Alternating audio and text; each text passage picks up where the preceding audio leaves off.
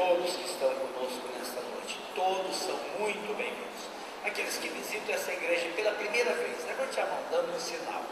Olha quanta gente bonita, que bom. Deus abençoe a todos, em nome de Jesus. Todos são muito bem-vindos.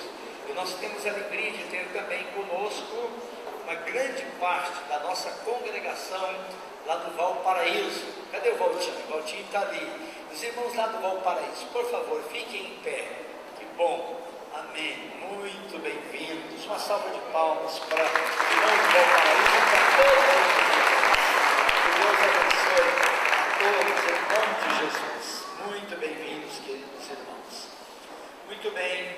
Nós vamos abrir a Bíblia Sagrada, a Palavra de Deus, no Evangelho de João, capítulo de número 11.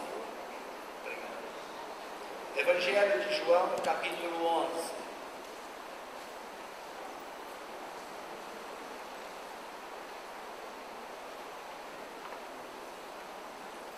Eu vou começar a minha pregação hoje transgredindo uma das recomendações da homilética. Quando eu fazia homilética, que a arte de falar, de pregar, era orientado que a gente não deve ler mais de 15 versículos para pregação.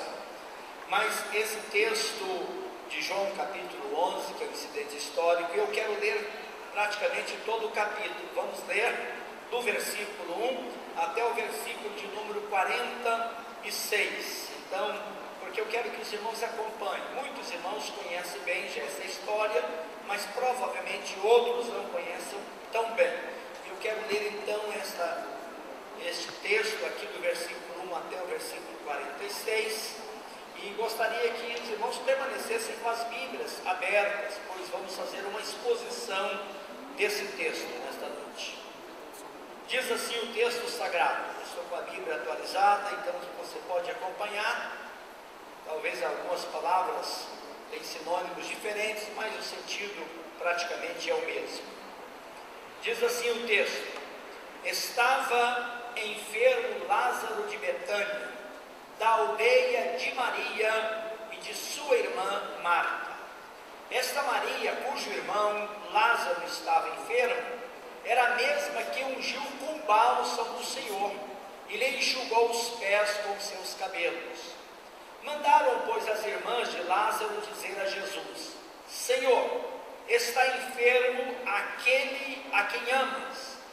Ao receber a notícia, disse Jesus: esta enfermidade não é para a morte, e sim para a glória de Deus, a fim de que o Filho de Deus seja por ela glorificado. Ora, amava Jesus a Marta e a sua irmã e a Lázaro. Quando, pois, soube que Lázaro estava doente, ainda se demorou 2 dias no lugar onde estava. Depois disse a seus discípulos: vamos outra vez para a Judéia. Disseram-lhe os discípulos: mestre, ainda agora os judeus procuravam apedrejar-te e voltas para lá? Respondeu Jesus: não são 12 as horas do dia? Se alguém andar de dia, não tropeça, porque vê a luz deste mundo. Mas se andar de noite, tropeça, porque nele não há luz. Isto dizia, e depois lhes acrescentou: nosso amigo Lázaro adormeceu, mas vou para despertá-lo. Disseram-lhe, pois, os discípulos: Senhor, se dorme, estará salvo. Jesus, porém, falara com respeito à morte de Lázaro, mas ele supunha que tivesse falado do repouso do sono. Então Jesus lhes disse claramente: Lázaro morreu, e por vossa causa me alegro de que lá não estivesse, para que possais crer, mas vamos ter com ele. Então Tomé, chamado Dídimo, disse aos condiscípulos: vamos também nós para morrermos com ele. Chegando Jesus, encontrou Lázaro já sepultado, havia 4 dias. Ora, Betânia estava a cerca de 15 estádios, mais ou menos 3 quilômetros, perto de Jerusalém. Muitos dentre os judeus tinham vindo ter com Marta e Maria, para as consolar a respeito de seu irmão.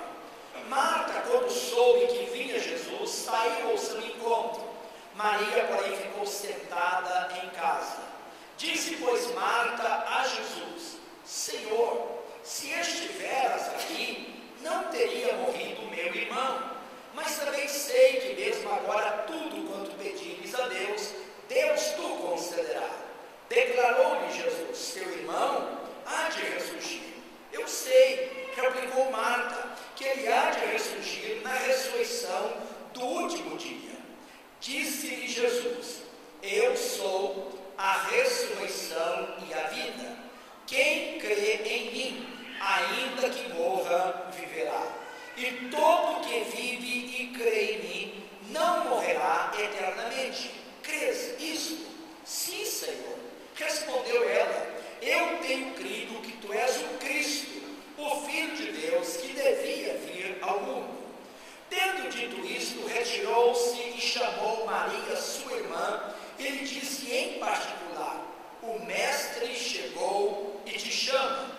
Ela, ouvindo isto, levantou-se depressa e foi ter com ele, pois Jesus ainda não tinha entrado na aldeia, mas permanecia onde Marta se avistara com ele. Os judeus que estavam com Maria em casa e a consolavam, vendo-a levantar-se depressa e sair, seguiram-na, supondo que ela ia ao túmulo para chorar. Quando Maria chegou ao lugar onde estava Jesus, ao vê-lo, lançou-se aos pés, dizendo: Senhor, se estiveras aqui, meu irmão não teria morrido. Jesus, vendo-a chorar, e bem assim os judeus que a acompanhavam, agitou-se no espírito e comoveu-se, e perguntou: onde o sepultastes? Eles lhe responderam: Senhor, vem e vê. Jesus chorou. Então disseram os judeus: vede quanto o amava. Mas alguns objetaram: não podia ele, que abriu os olhos ao cego, fazer que este não morresse? Jesus, agitando-se novamente em si mesmo, encaminhou-se para o túmulo. Era este uma gruta, a cuja entrada tinham posto uma pedra. Então ordenou Jesus: tirai a pedra. Disse-lhe Marta, irmã do morto: Senhor, já cheira mal, porque já é de 4 dias. Respondeu-lhe Jesus: não te disse eu que, se creres, verás a glória de Deus? Tiraram então a pedra. E Jesus, voltando os olhos para o céu, disse: Pai, graças te dou porque me ouviste. Aliás, eu sabia que sempre me ouves, mas assim falei por causa da multidão presente, para que creiam que tu me enviaste. E tendo dito isto, clamou em alta voz: Lázaro, vem para fora. Saiu aquele que estivera morto, tendo os pés e as mãos ligados com ataduras, e o rosto envolto no lenço. Então lhes ordenou Jesus: desatai-o e deixai-o ir. Muitos, pois, dentre os judeus que tinham vindo visitar Maria, vendo o que fizera Jesus, creram nele. Outros, porém, foram ter com os fariseus e lhes contaram dos feitos que Jesus realizara. E agora o texto seguinte diz que, diante deste milagre, eles resolveram matar não apenas Jesus, mas matar Lázaro de novo, para que ninguém viesse crer em Jesus. Eu perguntei tantas vezes: por que este milagre? Sem dúvida nenhuma, um dos mais esplêndidos realizado no ministério do Senhor Jesus. Na nossa visão, talvez um dos maiores, sem dúvida nenhuma. Para Deus, milagre é milagre. Não há problemas para Deus. Mas por que este evangelho não está registrado nos chamados evangelhos sinóticos? Mateus, Marcos e Lucas. E apenas no evangelho de João. Se milagres menos importantes na nossa visão estão registrados nos outros 3 evangelhos, e esse milagre tão grande não está registrado no milagre e no evangelho, nos outros evangelhos, apenas no evangelho de João. Uma das explicações, talvez seja ela a mais importante, 2 milagres grandes, esse e a cura do cego de nascença, de João capítulo 11. Este milagre também não está registrado no Evangelho de Mateus, nem de Marcos e nem de Lucas. O que aconteceu lá no Evangelho, no João capítulo 9, com a cura do cego de nascença, é semelhante. Começaram a perseguir também agora aquele que nasceu cego e foi curado pelo Senhor Jesus.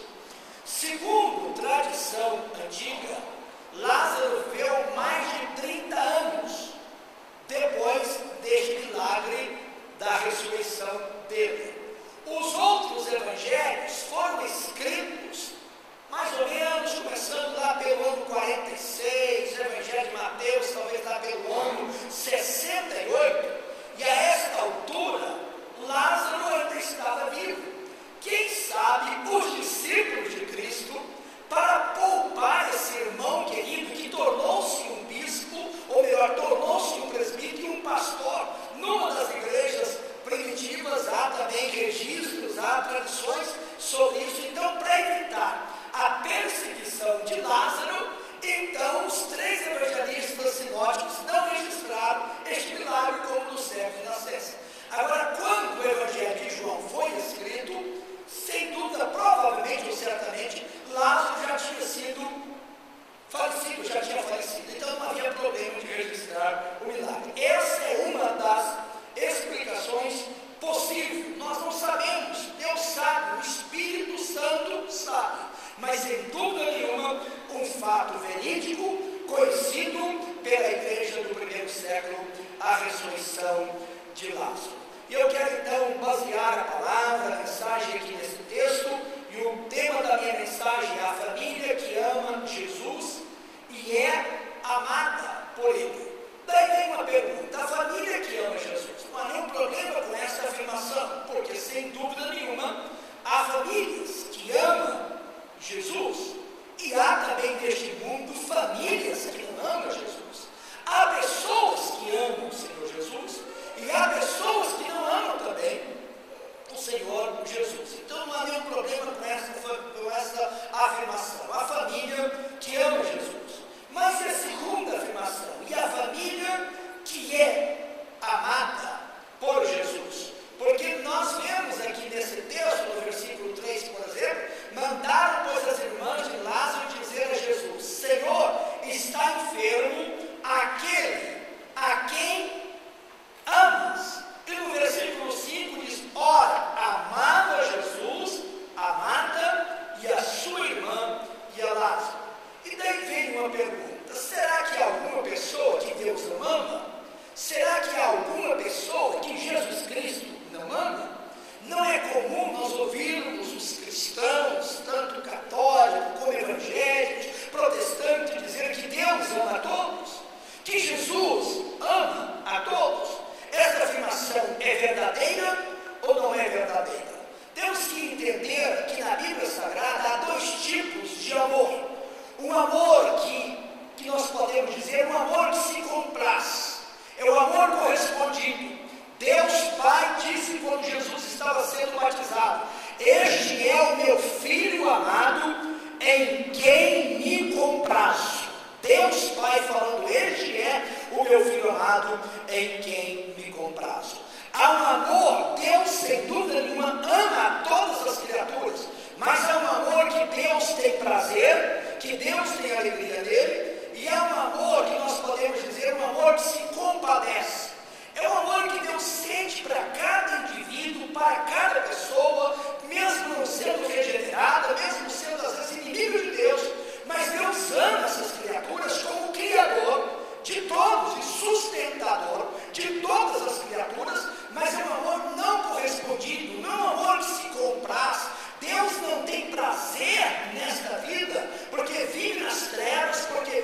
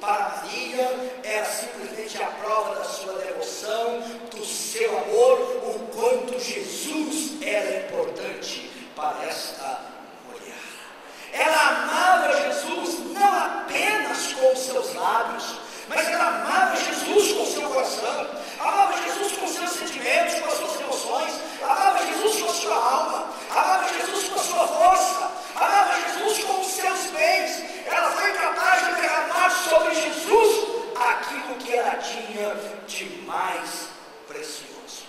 Mas essa não é a atitude apenas de Maria, é a atitude de qualquer pessoa, é a atitude de qualquer família que ama o Senhor Jesus.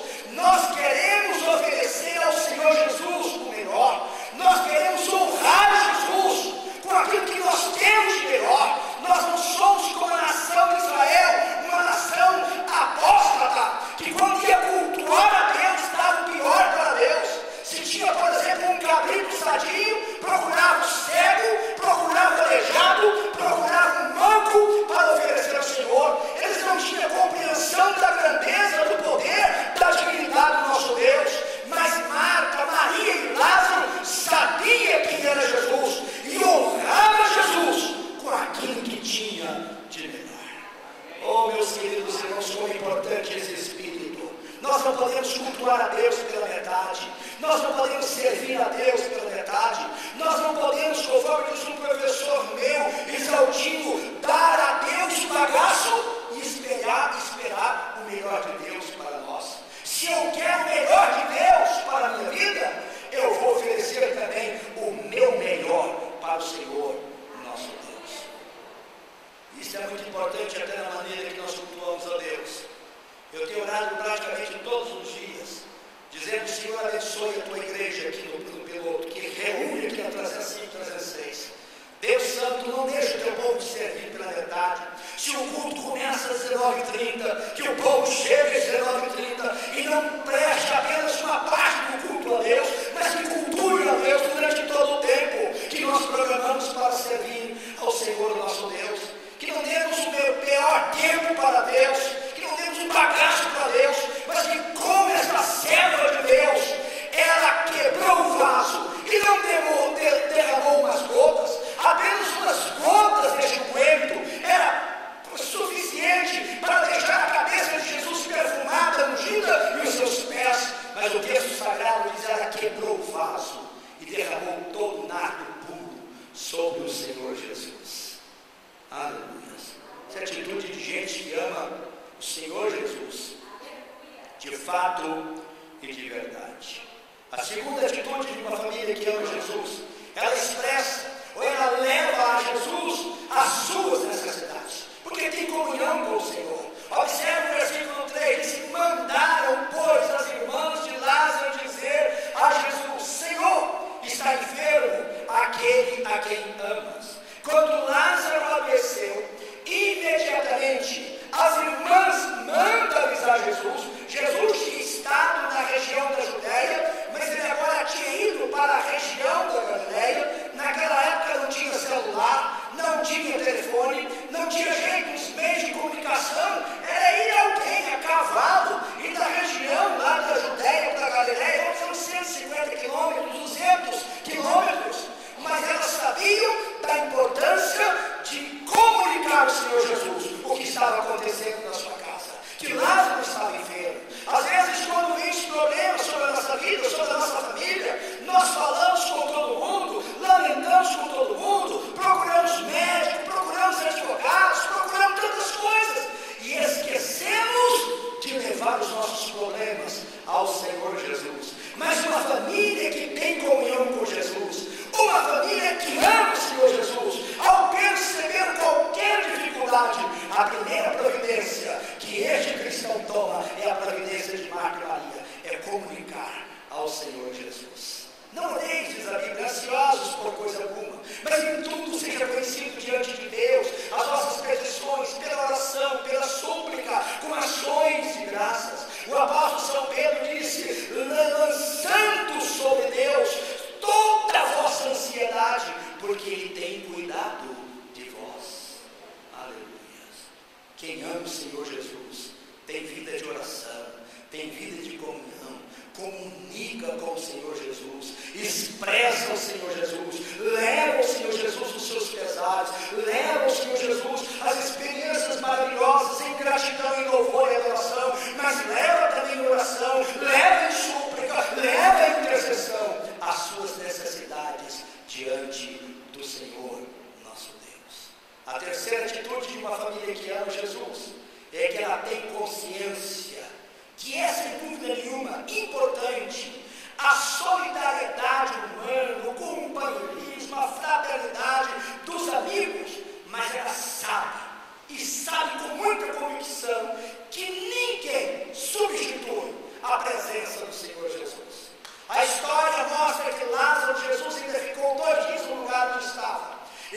partiu para a aldeia de Betânia e chegou lá. Fazia 4 dias que Lázaro tinha falecido.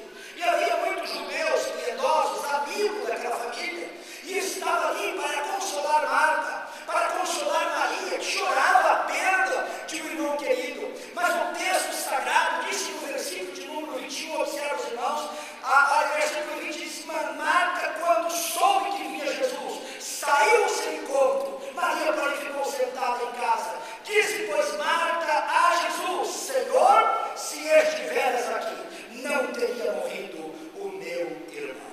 Isso é precioso. Ela, sem dúvida nenhuma, está agradecida com os judeus que estão ali, solidarizando a sua dor, o seu sofrimento. É importante a presença dos amigos, no momento de luto, no momento de sofrimento. Mas quando ela ficou sabendo que Jesus estava chegando, ela deixou todos os judeus ali, e ela vai ao encontro do Senhor Jesus, ainda fora da aldeia, e diz: Senhor, se o Senhor estivesse aqui, o meu irmão não teria morrido. E ela estava dizendo uma verdade absoluta, porque se Jesus tivesse chegado antes, Lázaro não teria morrido. Você nunca vê na palavra de Deus alguém morrendo perto de Jesus. Não morre. Jesus é a vida, e a morte tem medo de Jesus. A morte foge da vida, que é o Senhor Jesus, para que Lázaro pudesse morrer. Por isso Jesus ainda permaneceu 2 dias no lugar aonde estava. E Marta sabe que o conforto, o consolo dos amigos, dos parentes é importante, mas o conforto de Jesus é diferente, a presença de Jesus é diferente, porque aonde Jesus está, não existe maldição do pecado, não existe morte que resista, não existe enfermidades, não existe demônios, não existe poder neste mundo capaz de resistir à presença do Desterrado. Por isso ela deixa os amigos solidários e corre ao encontro. Maria não foi porque ela não sabia até essa altura também, depois ela é avisada.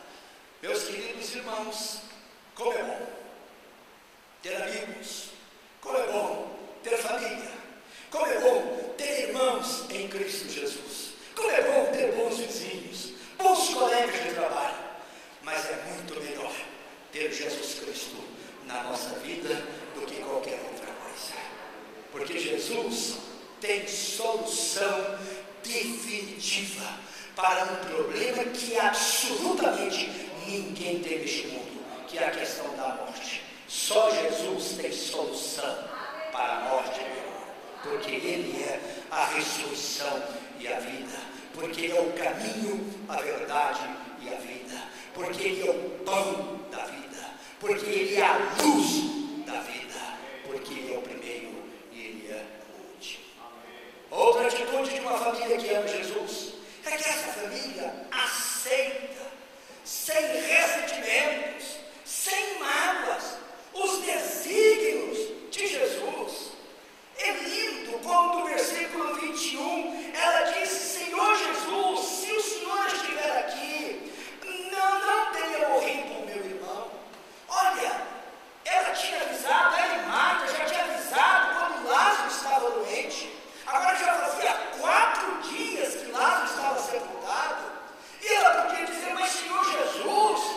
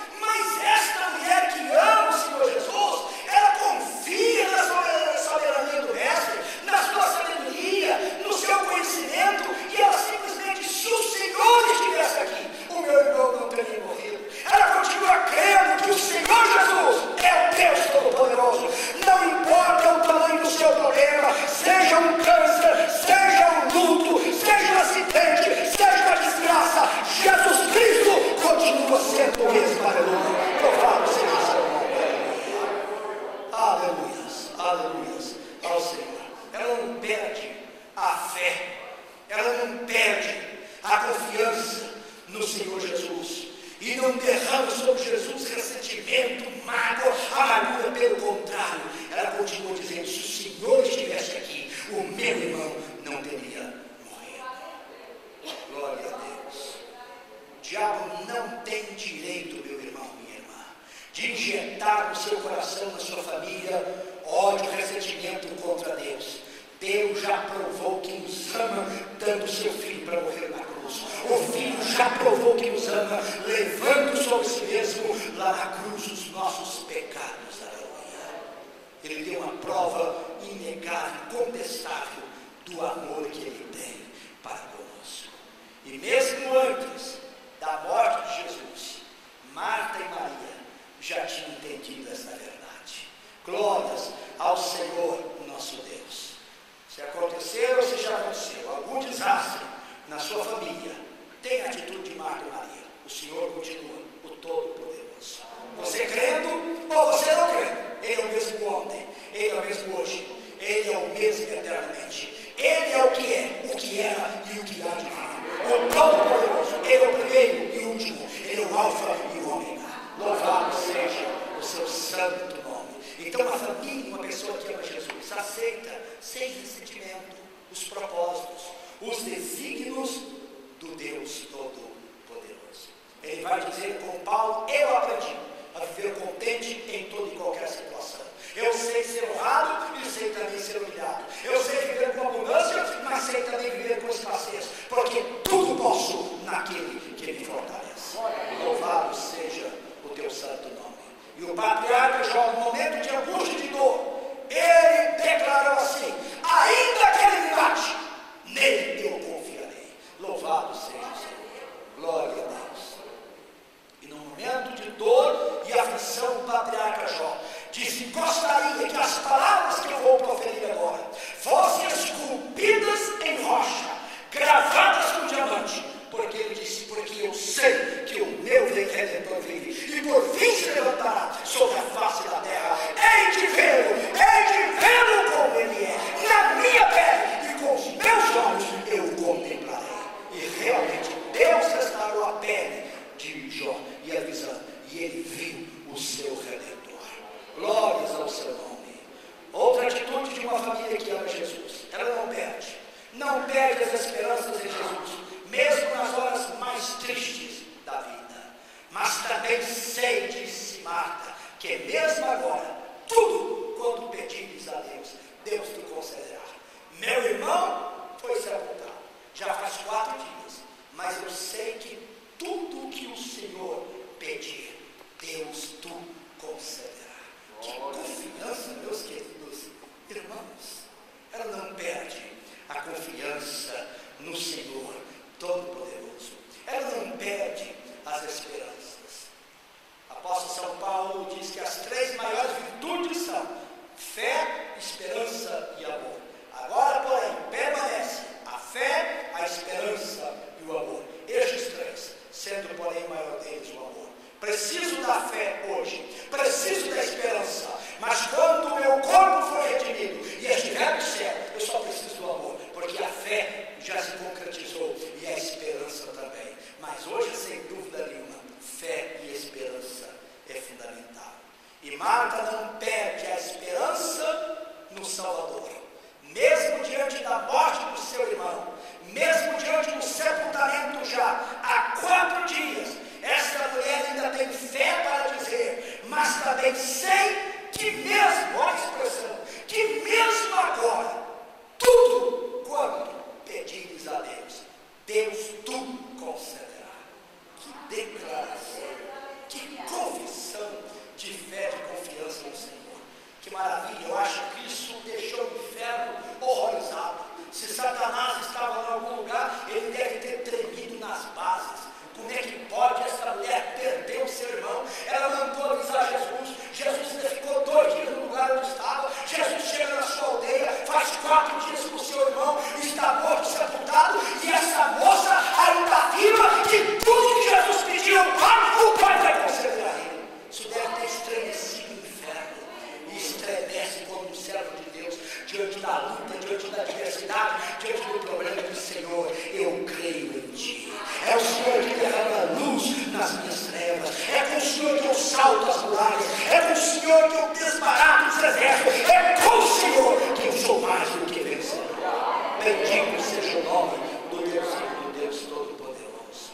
Isso é atitude de gente que ama Jesus, de família que ama ao Senhor Jesus. Mas há outra atitude aqui, que a família que ama Jesus, uma pessoa que ama Jesus tem certeza, ou tem convicções sobre as promessas futuras. Impressionante o versículo de número 23 e versículos 24. No versículo 23, declarou Jesus: teu irmão há de ressurgir. Ela disse: eu sei, replicou Marta, que ele há de ressurgir na ressurreição do último dia. Isso é interessante no texto, porque essa mulher tem uma promessa, tem uma esperança presente de Jesus agir hoje, mas ela sabe que Jesus também agirá no futuro. Ela tem uma esperança que os teólogos chamam de uma esperança escatológica, de uma esperança futura. Essa mulher crê na ressurreição, ela crê que um dia o Senhor Jesus Cristo há de ressuscitar todos os mortos, e que todos os mortos ouvirão a voz do Filho de Deus, e que os que tiverem feito bem ressuscitarão para a ressurreição da vida eterna. Eu creio que meu irmão há de ressurgir na ressurreição do último dia. Ela tem esperança futura. O apóstolo São Paulo diz em Coríntios assim: se a nossa esperança em Cristo se limita apenas a esta vida, nós somos os mais infelizes de todos os homens. Mas a nossa esperança não é apenas esta vida. O Senhor é nosso pastor e que nos guia, que nada nos soltará. Mas o Senhor é um pastor que mesmo quando andemos pela sombra da morte, nós podemos dizer: tu estás comigo. E quando passarmos para o outro lado da vida, o Senhor nos receberá. E no dia da sua volta, Ele nos dará um novo corpo, um corpo incorruptível, para reinarmos para sempre com Ele. E ela tem esperança futura. Meus queridos irmãos, é muito triste uma pessoa que vive neste mundo sem esperança. A maioria das pessoas que suicidam, que tiram a vida, é porque não tem esperança na vida após a morte. Não tem esperança em nada. Quando vem um problema, perde o emprego, perde a esposa, perde a saúde. Então essas pessoas tiram a própria vida, porque não tem esperança escatológica. Mas o servo de Deus, aquele que tem esperança no Senhor, mesmo nos momentos mais tristes da vida, ele continua crendo. A esperança. O mal sairá da minha história, o mal sairá da nossa história. Aquele que morreu ressuscitou, ele há de ressuscitar todos aqueles que creem no seu bendito e glorioso nome. Ela não perde a esperança futura, meus queridos irmãos.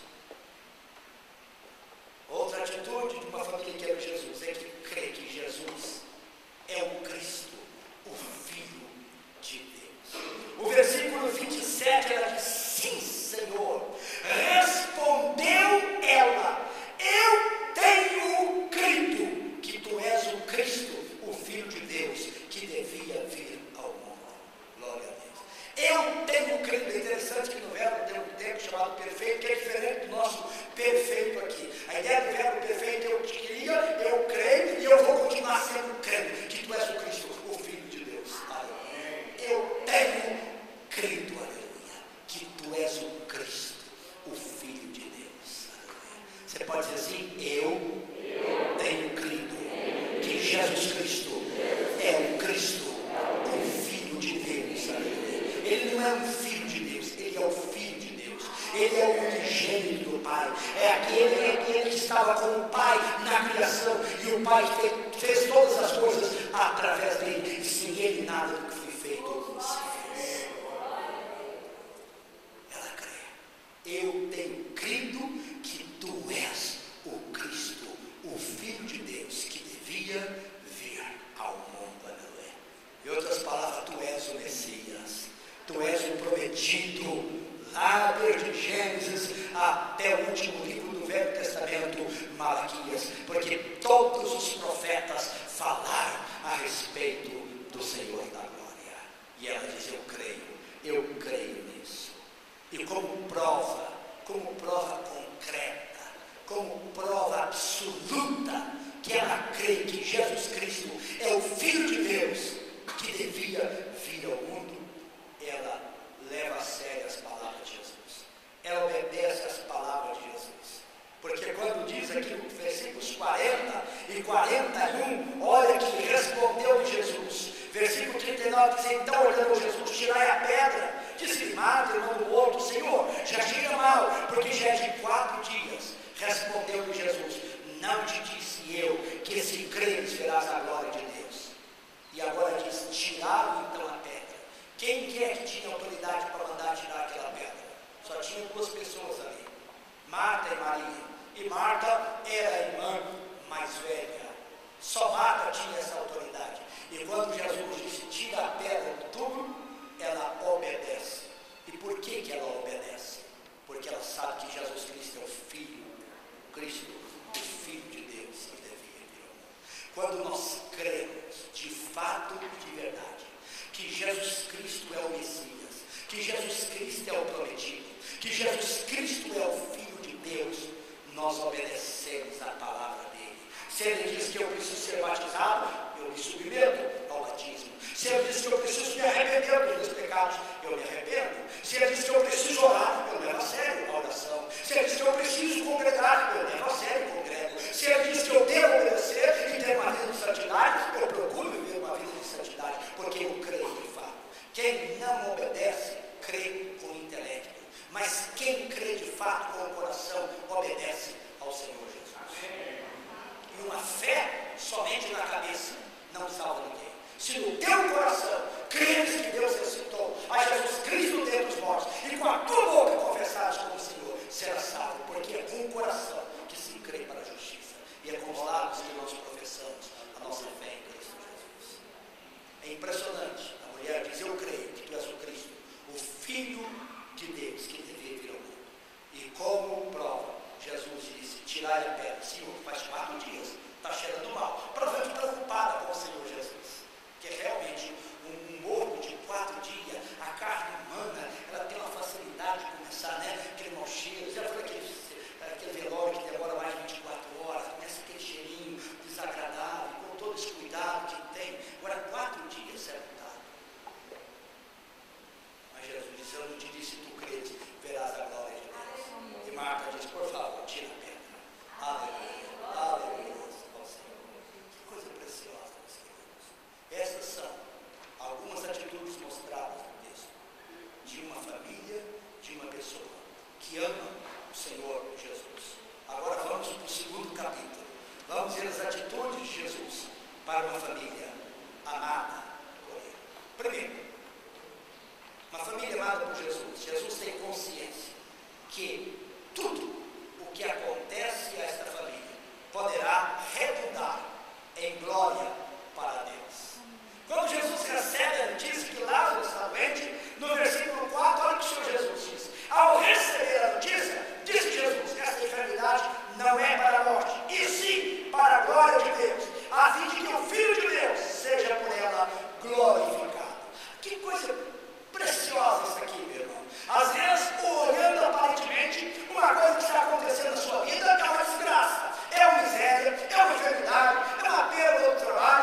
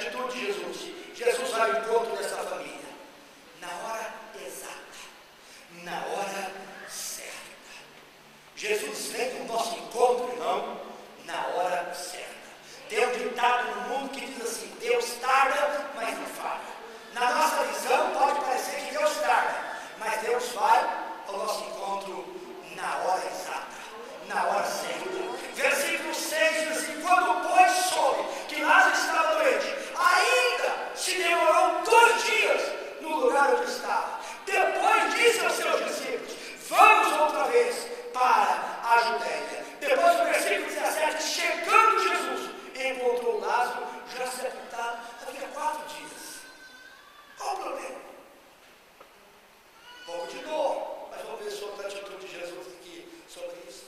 Mas o Senhor, Ele age não na minha hora, não na sua hora, mas Ele age na hora dele, na hora certa. Por isso o salmista diz, um dos salmos mais bonitos da Bíblia, o Salmo 40, esperei confiantemente, ou se não, esperei pacientemente pelo Senhor, e Ele se inclinou para mim, e me ouviu quando clamei por socorro.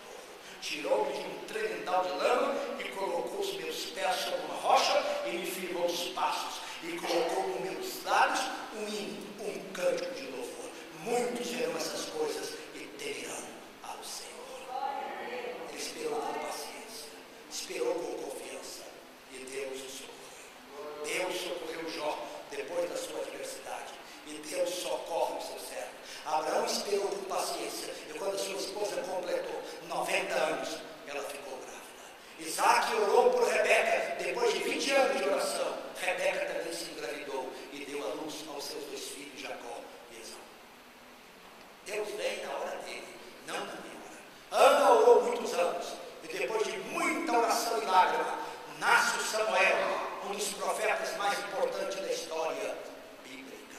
Isabel era uma mulher já idosa, com seu esposo idoso, Zacarias. Mas no momento certo, Isabel fica grávida e dá à luz àquele que foi o maior nascido de mulher, João Batista, precursor da vida de Jesus. Deus vem ao encontro daquele que ama, Ele vem na hora certa.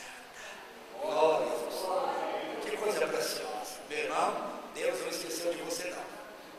Deus não esqueceu. Deus é glorificado na sua luta, na sua adversidade. Me lembro, uma das coisas que mais me comoveu, estava pastoreando em Taguatinga, e eu visitava muito naquela época, lá em Taguatinga, o povo era humilde, chegava na porta, não precisava avisar ninguém, batia, entrava, a pessoa recebia, a pessoa com alegria, as pessoas, mulheres, não trabalhavam fora, naquela época, tinha o irmão Filomeno, que já estava com o senhor, irmãozinho baixinho, e levava ele comigo para visitar, porque ele gostava de visitar, principalmente lares, ser pastor sozinho. Mas me lembro, cheguei na casa de uma família lá, tinha uma irmã muito piedosa, e que tinha uma irmã perversa, iníqua, blasfemadora, e aquela irmã ficava falando com aquela outra irmã de Jesus, e ela zombava, escarnecia, porque aquela irmã tinha uma enfermidade há tanto tempo, tanta luta.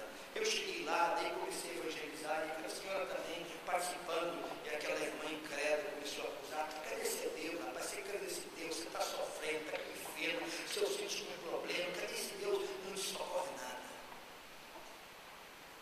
E aquela irmã não teve nem palavra diante daquilo, deu umas palavras lá, mas impressionante, Deus curou depois daquela irmã, Deus salvou todos os filhos daquela senhora. É impressionante, aquela mulher perversa, irmãos, quando ela viu o milagre na vida da irmã, não acredita que ela se converteu a Cristo. E Deus permite isso para a glória dele. Tem gente só assim. A irmã amava tanto a outra, orava tanto pela salvação, e o jeito que Deus achou de salvar foi deixar aquela irmã passar por uma luta, mas com uma fé inabalável. E quando a outra viu e viu o milagre, ela se entregou ao Senhor da glória. Deus pode ser glorificado através das nossas adversidades, se nós continuamos crendo no Senhor. Outra atitude de Jesus para uma família amada por Ele é que Jesus vê dessa família, ou Ele conhece melhor do que vê, não só o presente, mas também o futuro desta família. Versículos 11 a 14 é lindo. Isso dizia, depois ele acrescentou: o nosso amigo Lázaro adormeceu, mas eu vou lá despertá-lo. Disseram depois os discípulos: Senhor, se dorme, estará salvo. Jesus, porém, falara com respeito à morte de Lázaro, mas ele supunha que tivesse falado do repouso do sono. Então Jesus lhe disse claramente: Lázaro morreu, e eu vou lá despertar Lázaro. Que coisa linda. Para Jesus a morte é como um sono. Como é fácil despertar uma pessoa, né? Quando eu chego lá em casa, lá, o Pedro está dormindo, e a ela disse: papai,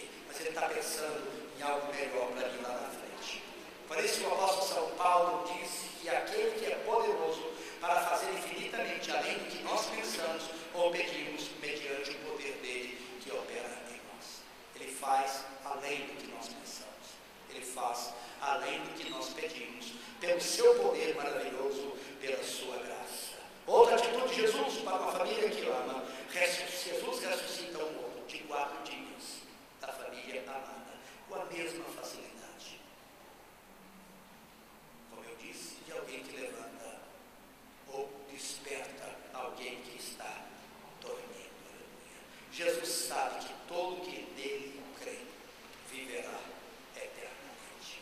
Os versículos de número 25, 26, que talvez sejam os 2 versículos da Bíblia que traz mais consolação